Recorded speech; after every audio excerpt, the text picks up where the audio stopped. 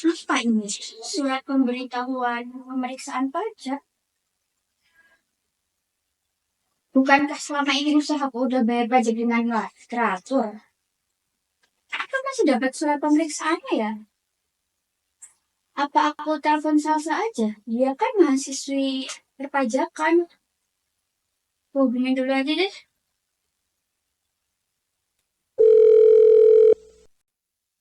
Kamu mahasiswa perpajakan ya? Iya Tante, aku mahasiswa akuntansi perpajakan semester 3 Universitas Diponegoro. Kalau gitu kamu pasti tahu dong pemeriksaan pajak tuh ngapain aja. Oh, pemeriksaan pajak. Aku tahu Tante, mau aku jelasin ya. Nanti aku ke sana ya. Oh iya, ngomong-ngomong ada apa ya, Tante?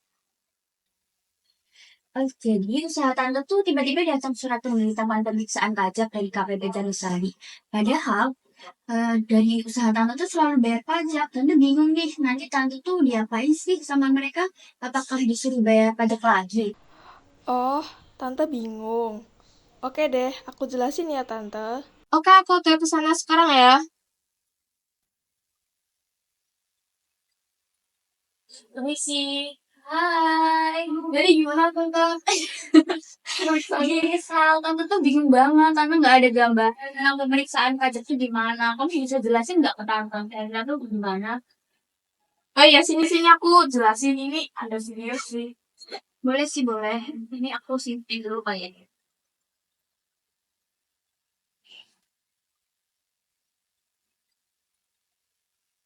Masa? Nah, jadi kemarin tuh aku sama teman-teman buat video tentang pemeriksaan pajak. Tante simak videonya dulu ya. Boleh, boleh. Hai Sobat Pajak,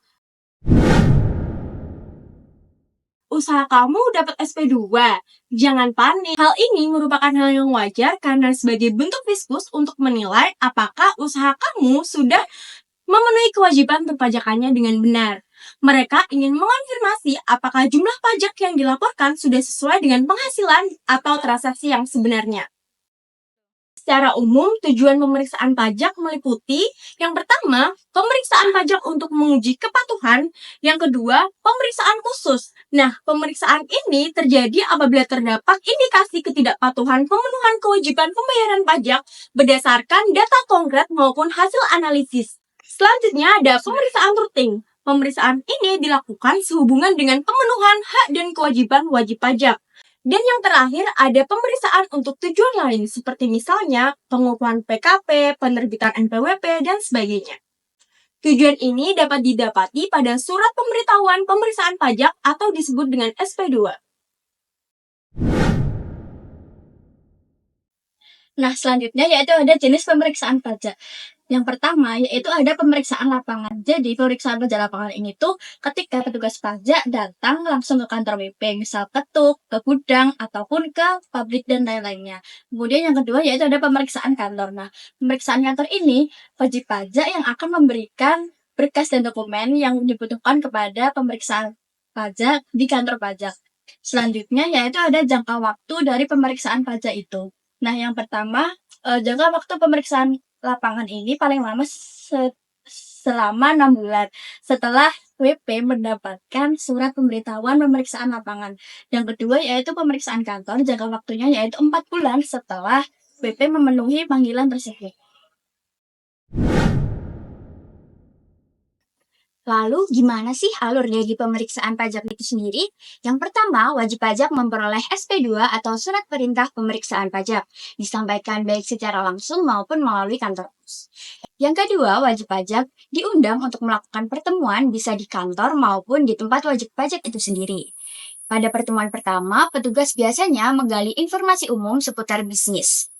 Wajib pajak dapat mempersiapkan akta pendirian, akta perubahan, struktur organisasi, dan dokumen-dokumen lain yang diperlukan. Petugas biasanya juga meminta dokumen, buku, catatan untuk dipinjam dan diberikan tanda terima. Dokumen tersebut biasanya berupa soft file agar memudahkan dari petugas itu sendiri.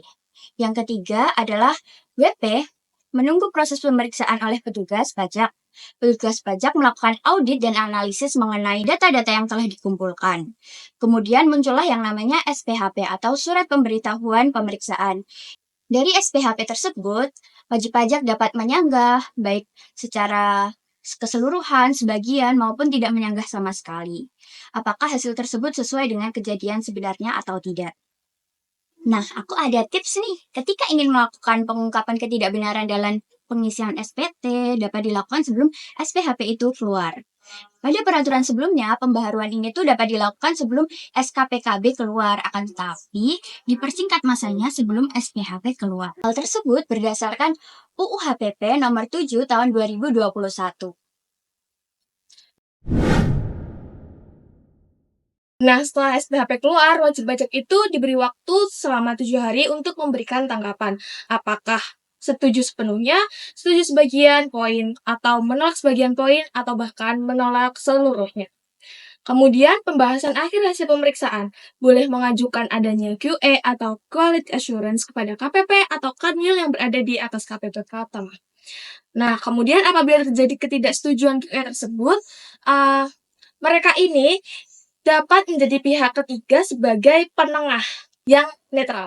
Kemudian pembahasan akhir diselesaikan, ditandatangani oleh petugas pajak dan wajib pajak dengan catatan QA dapat dilakukan maupun tidak itu secara opsional. Kemudian akan keluarlah yang namanya LHP atau laporan hasil pemeriksaan. Setelah itu akan keluar SKPKB, SKPLB, ataupun SKPN. Nah, kemudian ada nih 3 tips menghadapi pemeriksaan pajak. Yang pertama yaitu memiliki general ledger atau buku besar. Nah, general ledger atau buku besar ini berfungsi untuk membreakdown seluruh transaksi kas ataupun bank dari usaha, sehingga pemeriksa pajak ini akan bisa memeriksa dokumen dengan baik dan profesional.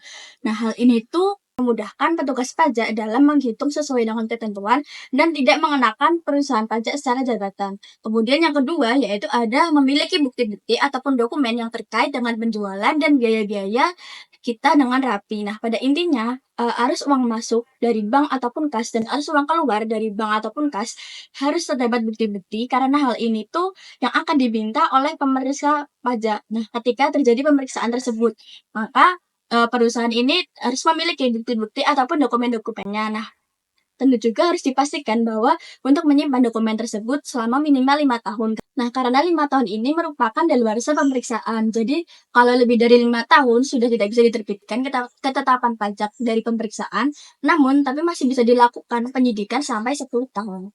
Kemudian yang tips yang terakhir, yang ketiga yaitu memiliki tim akuntan dan konsultan yang handal dan berkualitas yang sangat memahami peraturan perpajakan. Nah, hal ini tuh sebatas mengetahui biaya-biaya mana aja yang tidak sesuai dengan peraturan perpajakan, yang tidak boleh masuk dalam laporan keuangan fiskal maupun juga yang boleh masuk ke dalam laporan keuangan fiskal, sehingga perusahaan dapat terhindar dari koreksi fiskal biaya-biaya. Sekian penjelasan dari kami, semoga wajib pajak jadi semakin paham ya. Wah, makasih ya Salsa, Tante jadi punya gambaran nih tentang pemeriksaan pajak itu sendiri. Terus Tante masih punya satu pertanyaan lagi deh. Apakah kalau dilakukan pemeriksaan itu nanti Tante itu udah pasti bakal kena sanksi ya? Gak semudah itu Tante. Sini-sini aku jelasin lagi. Jadi, Tante harus tahu dulu ya perbedaan pemeriksaan pajak dan penyidikan pajak. Nah, berdasarkan pasal 1 Undang-Undang Nomor 28 Tahun 2007 tentang Ketentuan Umum dan Tata Cara Perpajakan, pemeriksaan adalah serangkaian kegiatan menghimpun dan mengolah data, keterangan, atau bukti yang dilaksanakan secara objektif dan profesional. Nah, berdasarkan suatu standar pemeriksaan untuk menguji kepatuhan pemenuhan kewajiban perpajakan dan atau untuk tujuan lain dalam rangka melaksanakan ketentuan peraturan perundang-undangan perpajakan. Kemudian, penyidikan tindak pidana di bidang perpajakan adalah serangkaian tindakan yang dilakukan oleh penyidik untuk mencari serta mengumpulkan bukti yang dengan bukti itu membuat terang tindak pidana di bidang perpajakan yang terjadi serta menemukan tersangkanya.